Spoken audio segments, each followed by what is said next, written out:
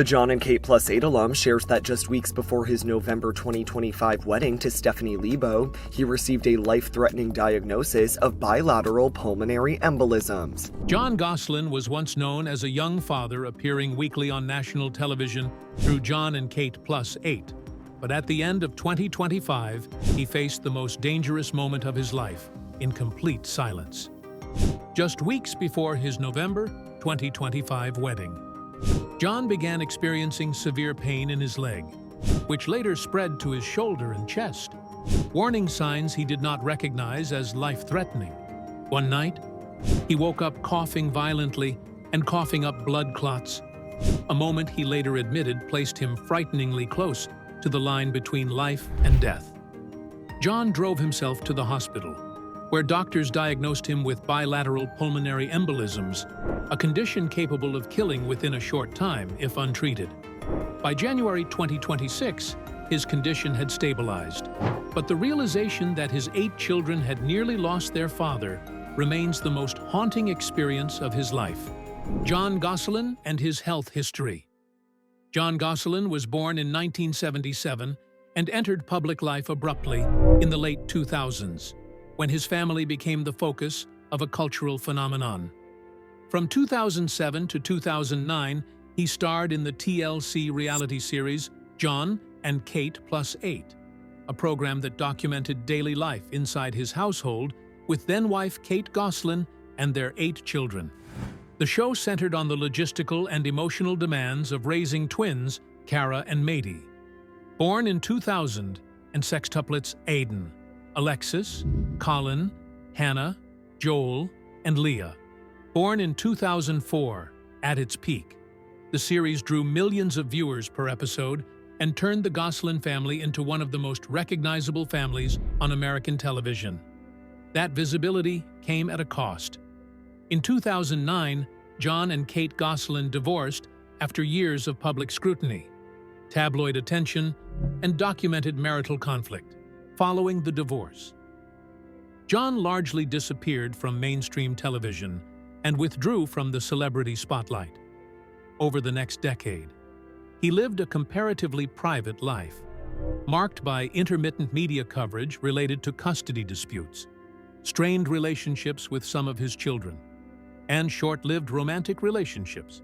Professionally, he shifted away from television and rebuilt his income through work as a DJ, performing at clubs, private events, and regional venues, while also engaging in small business ventures to support himself outside entertainment media.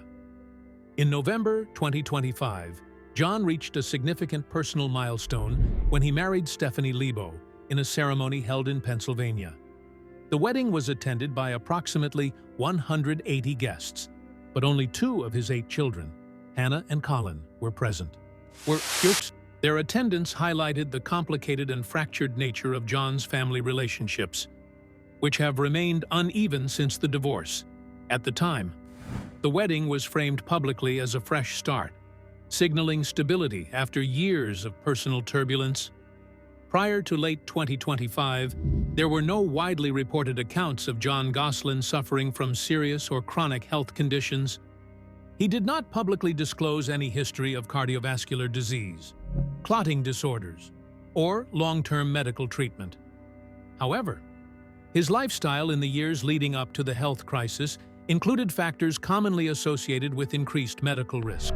His work as a DJ involved late nights, irregular schedules, prolonged periods of sitting or standing, frequent travel by car, and sustained stress related to finances and family responsibilities. While none of these factors alone confirm medical causation, they are recognized contributors to conditions involving blood circulation and clot formation. Among middle-aged men, pulmonary embolism is most often linked to deep vein thrombosis, a condition in which blood clots form in the legs and travel to the lungs. Medical data consistently identify age, reduced physical activity, extended immobility, dehydration, and stress as contributing risk factors. Many cases develop without dramatic early warning signs, which leads individuals to dismiss pain or discomfort until symptoms become acute. Jon's health crisis at the end of 2025 forced a direct confrontation with these risks. The absence of any prior major diagnosis contributed to his initial underestimation of the symptoms he experienced. In retrospect, the event marked a clear turning point in his awareness of personal health vulnerability. What had once seemed like routine physical strain revealed itself as a life-threatening medical emergency, fundamentally altering how Jon Gosselin now views his body, his limits, and the urgency of seeking medical care. Details of the recent health crisis.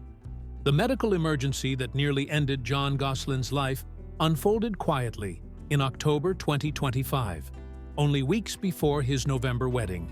At the time, there was no public announcement, no social media warning, and no visible disruption to his work schedule. From the outside, Jon appeared to be preparing for a major personal milestone. Internally, his body was already in crisis. The first symptom appeared without ceremony. Jon began experiencing severe pain in his leg, a level of discomfort he later described as grueling. The pain was persistent and intense enough to interfere with normal movement, but it did not immediately suggest a life-threatening emergency to him. He assumed it was muscular strain or exhaustion, a conclusion consistent with his physically demanding work schedule and years of ignoring minor physical issues. He did not seek medical attention that day. By the following day, the pain had changed. It no longer stayed confined to his leg. Instead, it spread upward, reaching his shoulder and chest. The shift should have been alarming, but Jon still did not recognize the pattern as dangerous. He continued with his routine, believing the symptoms would subside on their own. At this stage, the blood clot forming in his leg was likely already moving. Although he had no way of knowing that, the crisis escalated suddenly and violently during the night. Jon was asleep when he woke up coughing uncontrollably. The coughing was not dry or mild, it was forceful and persistent, strong enough to pull him fully awake. During the episode, he coughed up a thick blood clot, which he later described as looking and feeling like silly putty. The texture and volume made it immediately clear that something was seriously wrong. This was not a cold, an infection, or a minor respiratory issue. It was a medical emergency. At that moment, Jon understood that staying in bed was not an option. He believed he needed immediate help. But instead of calling emergency services, he made a decision that he would later call his biggest mistake. He chose to get into his car and drive himself to the hospital. At the time, he thought this choice gave him control and speed. In reality, moving and exerting himself while suffering from a suspected deep vein thrombosis significantly increased the risk that additional clots could dislodge and travel to his lungs. When Jon arrived at the hospital, doctors began emergency evaluations. Imaging scans, including MRI testing, revealed the full extent of the damage. He was diagnosed with bilateral pulmonary embolisms, meaning blood clots were present in both lungs. This diagnosis confirmed that clots had traveled from his leg through his bloodstream and lodged in his pulmonary arteries, obstructing blood flow and oxygen exchange. Pulmonary embolism occurs when a clot, most often originating from a deep vein thrombosis in the leg, breaks free and moves to the lungs. Once there, it can partially or completely block blood supply, placing immediate strain on the heart and depriving the body of oxygen.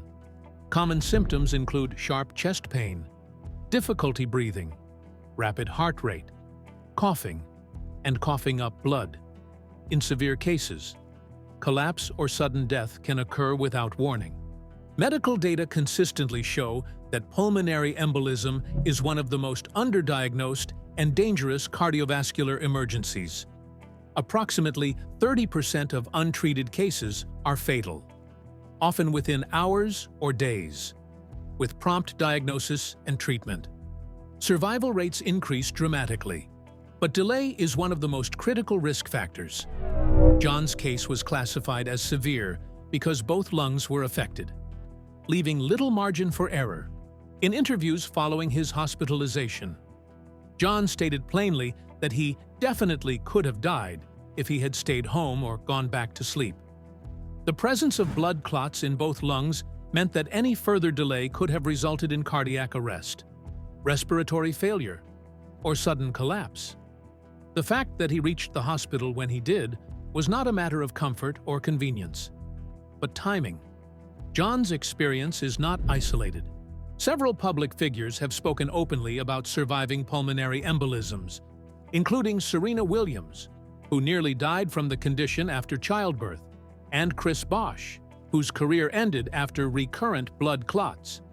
These cases demonstrate that pulmonary embolism can affect individuals regardless of fame, fitness level, or outward appearance of health. The condition often develops silently and escalates without warning.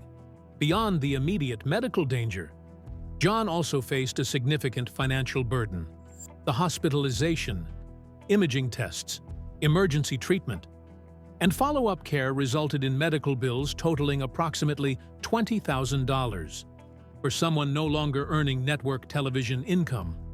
The cost added another layer of stress to an already traumatic event. The expense underscored the long-term impact of a medical emergency that extended far beyond the hospital stay. Looking back, Jon has emphasized how quickly ordinary pain turned into a life-threatening crisis. He has also acknowledged that his lack of prior health issues contributed to his delayed response. Without a history of serious illness, he did not believe his body was capable of failing so abruptly. That assumption nearly cost him his life. The October 2025 crisis marked a definitive dividing line. There was life before the pulmonary embolisms, when pain was something to tolerate and postpone. Afterward, every symptom carried weight. Every decision felt urgent. The experience stripped away any illusion of physical invulnerability and replaced it with a clear understanding of how narrow the margin between routine discomfort and medical catastrophe can be. Treatment and recovery process. After doctors confirmed that Jon Gosselin was suffering from bilateral pulmonary embolisms, the priority shifted immediately from diagnosis to stabilization. Despite the severity of the condition, Jon did not require surgical intervention. His case was managed through medication, continuous monitoring, and strict medical supervision designed to stop the clots from growing and prevent new ones from forming. The treatment plan centered on anticoagulation therapy. Jon was prescribed a combination of medications that addressed both the immediate danger and long-term prevention. These included heart medications to reduce strain on his cardiovascular system, blood pressure medication to stabilize circulation, daily aspirin to support clot prevention, and Eliquis, a prescription blood thinner commonly used in patients with pulmonary embolism and deep vein thrombosis. Doctors emphasized that consistency with medication was critical, as even brief lapses could increase the risk of recurrence. Eliquis played the central role in Jon's recovery. The drug works by reducing the blood's ability to clot, which helps prevent existing clots from enlarging and lowers the chance that new clots will develop. While it does not dissolve clots directly, it allows the body to gradually break them down over time. Aspirin was added as a supportive measure for cardiovascular health, while the heart and blood pressure medications helped regulate the stress placed on Jon's heart following the embolisms. Throughout his hospitalization and early recovery, Jon was closely monitored for complications such as internal bleeding, oxygen deficiency, or signs of clot migration. Doctors conducted follow-up imaging and blood tests to ensure the treatment was effective and that his condition was stabilizing. He was discharged only after his medical team confirmed that the immediate risk of sudden deterioration had passed.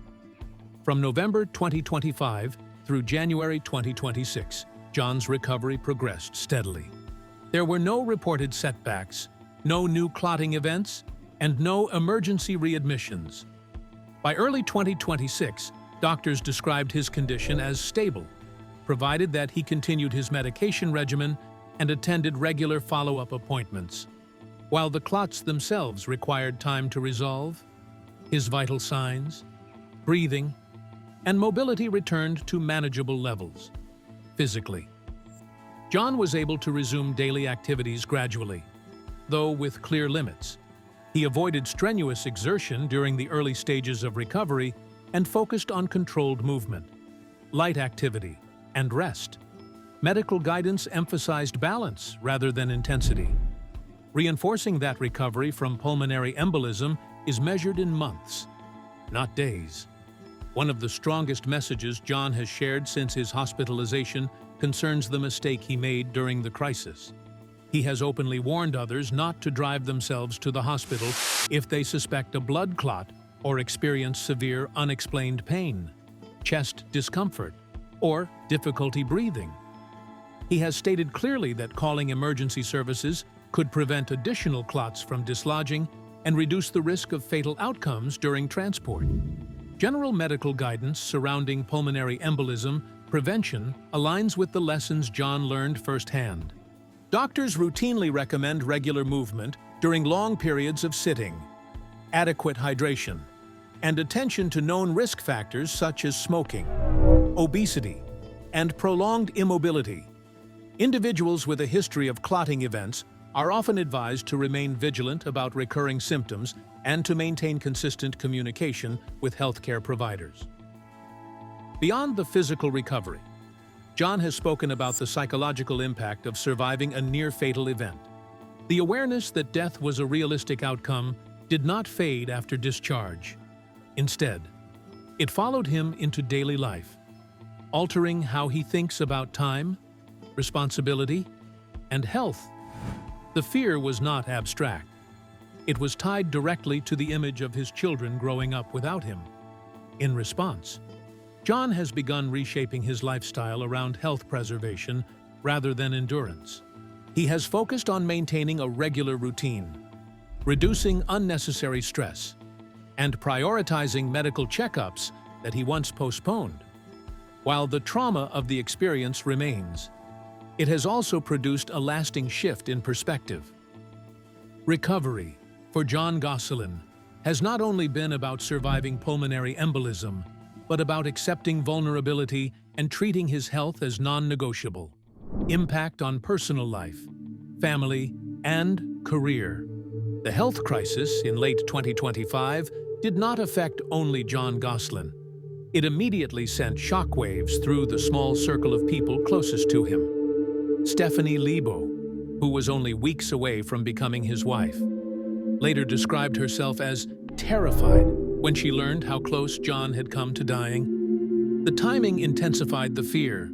What was supposed to be a period of preparation and optimism became dominated by hospital visits, uncertainty, and the possibility that the wedding might never take place. Jon's children, particularly Hannah and Colin, reacted with panic. Both were 21 years old at the time and had already experienced years of family instability. The realization that their father's life was in immediate danger added a new layer of emotional strain. According to Jon, the fear in their reactions was unmistakable. They were not dealing with a hypothetical illness, but with the real possibility of losing a parent with little warning. While Jon has not spoken publicly in detail about the reactions of his other children, the presence of Hannah and Colin during this period was significant. Their support did not end at the hospital.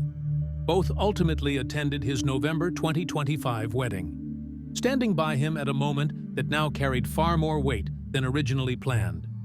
Their attendance underscored the importance of those relationships at a time when Jon's sense of mortality had been sharply clarified. The wedding itself went forward as scheduled despite the recent medical emergency, held in Pennsylvania and attended by approximately 180 guests. The event marked a fragile but meaningful return to normalcy. Behind the celebration, however, was the knowledge that the groom had narrowly survived a life-threatening condition only weeks earlier. The ceremony was no longer just a new beginning, but a reminder of how easily that future could have disappeared. Professionally, Jon chose not to withdraw from work, but he adjusted how he approached it. He continued performing as a DJ, though with greater attention to rest, scheduling, and physical limits. In January 2026, he attended the Sundance Film Festival, where he participated in interviews and conversations that included discussion of his health scare. His presence there was a public signal that he had recovered enough to travel and work, but it also served as a platform to share what he had learned. Jon's decision to speak openly with outlets such as Daily Mail shifted the narrative from personal crisis to public awareness. His interviews focused less on drama and more on the reality of pulmonary embolism, emphasizing how easily symptoms can be dismissed. The message resonated particularly with middle-aged men, a group that often delays medical care and underestimates physical warning signs. The experience also triggered changes in Jon's daily life. He began prioritizing health in ways he previously postponed, including paying closer attention to diet, movement, hydration, and regular medical follow-ups. While he has not detailed a strict fitness or nutrition plan, his comments suggest a move away from reactive living toward preventative care. Ultimately, the crisis reshaped Jon Gosselin's understanding of success and responsibility. Survival became more important than productivity, and presence mattered more than performance. The impact extended beyond a single medical event, altering how he engages with family, work, and the future he now knows is never guaranteed. Current health status and future outlook. As of January 2026, Jon Gosselin's health is described as stable.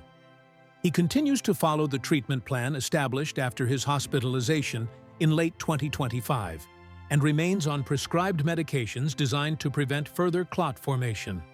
There have been no reported signs of recurrent pulmonary embolism, no emergency readmissions, and no new complications disclosed by Jon or his medical team.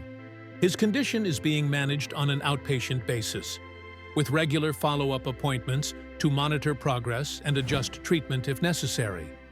Jon's ability to resume professional activities has served as a practical indicator of recovery. In January 2026, he returned to work as a DJ and traveled to attend public events, including appearances connected to the Sundance Film Festival. These activities required travel, extended periods on his feet, and sustained energy, all of which suggested that his breathing, circulation, and overall stamina had reached functional levels. During interviews conducted at that time, Jon appeared alert, engaged, and physically capable, reinforcing medical assessments that his condition was under control. Despite this progress, Jon has been clear that recovery does not mean resolution.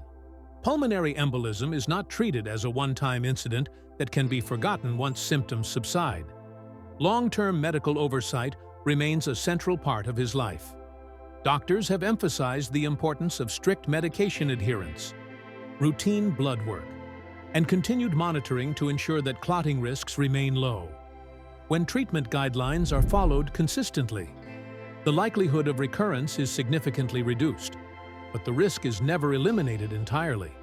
Jon has used his platform to encourage routine health checkups and prompt medical evaluation of unusual symptoms, particularly for people who believe themselves to be generally healthy. His message focuses on prevention rather than fear, stressing that early detection can dramatically change outcomes. He has acknowledged that his own survival was influenced by timing and access to care, factors that cannot be taken for granted. There have been no additional health updates reported after January 2026, based on all available information. Jon's outlook remains positive. His condition is stable. His lifestyle has adjusted to prioritize health, and his experience has reshaped how he approaches the future. What lies ahead depends not on recovery alone, but on continued vigilance and respect for a body that has already demonstrated how suddenly it can fail.